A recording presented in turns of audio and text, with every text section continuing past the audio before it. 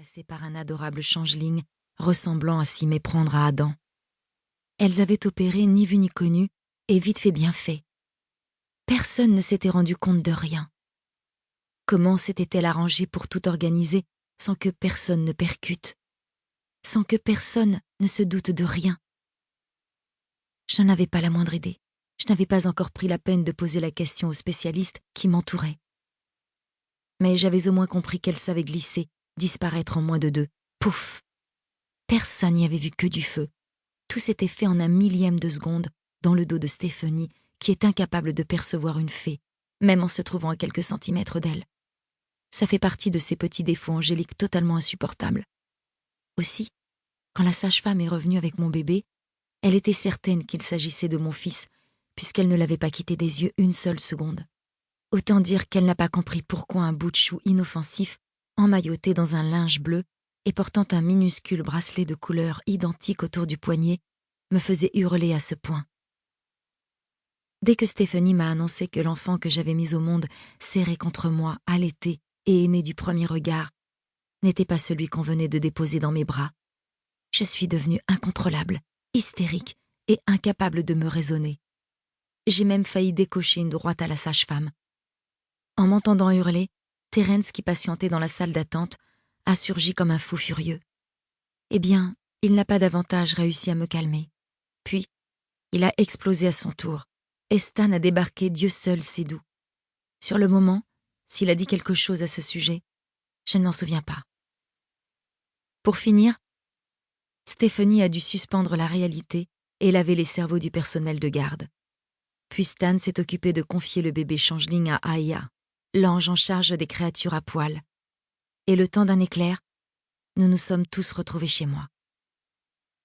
Maintenant que nous étions tous au calme, il nous fallait résoudre un problème majeur.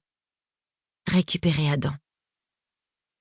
Pendant que j'en étais à résumer la situation, Terence nous a tous fait sursauter en écrasant son poing sur le mur. « Je vais toutes les tuer !» J'ai jeté un regard à la peinture qui tombait en petits éclats sur le parquet, puis j'ai cligné des cils. Tuer des fées? Hélas, pas plus lui que Stéphanie, ou même Maraj et moi n'en étions capables. Car si j'avais bien tout compris, elles étaient non seulement indétectables aux yeux des anges, mais aussi à ceux des humains. Ah, et elles étaient invincibles également, sinon ce serait trop facile. Ce formidable combo les rendait donc intouchables. Ou presque. Presque, parce qu'il existait sûrement un moyen d'en venir à bout. Une force possède toujours un opposé capable de la détruire. En théorie, quoi qu'il en soit, il fallait trouver une solution, et vite, sinon, je serais bonne pour passer le reste de ma vie dans un asile de fous. Je voulais qu'on me rende mon bébé. En y songeant, j'ai levé les paupières vers Stan. Nonchalamment assis contre le rebord de la fenêtre, moulé dans son éternel pantalon en cuir, il n'avait pas encore prononcé un mot. Et comme tout le monde le sait, son mutisme signifiait généralement quelque chose. Mon entre-deux détesté ne demeurait jamais silencieux pour rien. D'ailleurs, il m'a coulé un regard en biais avant de se concentrer sur Terence avec un petit air de pitié. Ça m'a glacé le dos. « Il faudrait d'abord que tu puisses les approcher, l'ange. » lui a-t-il remémoré. Terence n'était pas franchement d'humeur à se faire rappeler à l'ordre. C'est la raison pour laquelle j'ai clairement redouté sa réplique. Mais quelque chose s'est illuminé dans ses yeux. C'est exact, l'entre-deux. Mais si je ne commets pas d'erreur, toi, tu peux. Mon cœur a fait un drôle de bond dans ma poitrine, et j'ai arrêté de respirer. En effet, a confirmé Stan. Il nous a d'ailleurs observés à tour de rôle avec la plus grande attention. Son flegme était presque irritant, étant donné la gravité de la situation. Mais je commençais à le connaître comme ma poche. Quand il agissait ainsi, c'était qu'il détenait une carte entre les mains, un atout majeur. J'étais bien trop épuisée pour songer à secouer la tête de désœuvrement.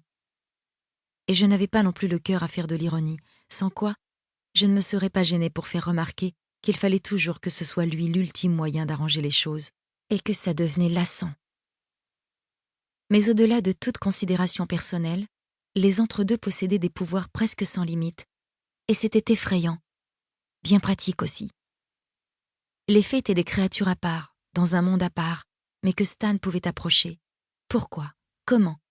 J'attendais d'en apprendre davantage. Terence bouillait intérieurement. Il avait parfaitement intégré le fait que Stan serait celui qui entrerait tête baissée dans la bataille, et qu'il ne lui laisserait pas la moindre chance de sauver son fils lui-même. Enfin, c'était surtout que Terence n'avait pas le choix. « À quoi est-ce que tu penses ?»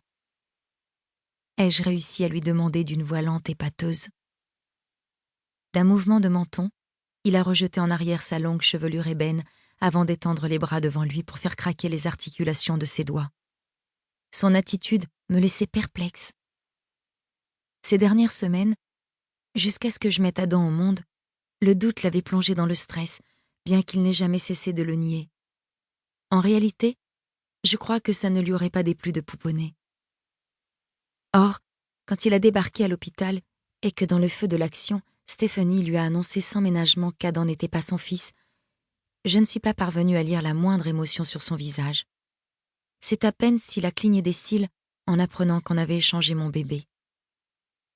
Toujours est-il qu'à présent, déchargé de la paternité, il semblait soulagé. Son univers avait de nouveau l'air de tourner dans le bon sens.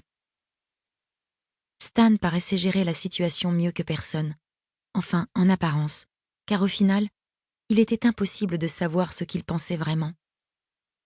Mais à moins de m'être trompée, il venait de nous proposer son aide, et je ne comptais pas la refuser. Réponds, ai-je insisté en fermant brièvement les paupières. Tu peux les voir? Stan m'a longuement observé, avant d'obtempérer. Ses yeux reflétaient une telle assurance que j'ai pleinement réalisé qu'il était peut-être bien mon seul espoir. Ça me mettait encore dans une position inférieure face à lui, mais je m'en moquais au bout du compte. J'étais prête à tout pour retrouver mon fils.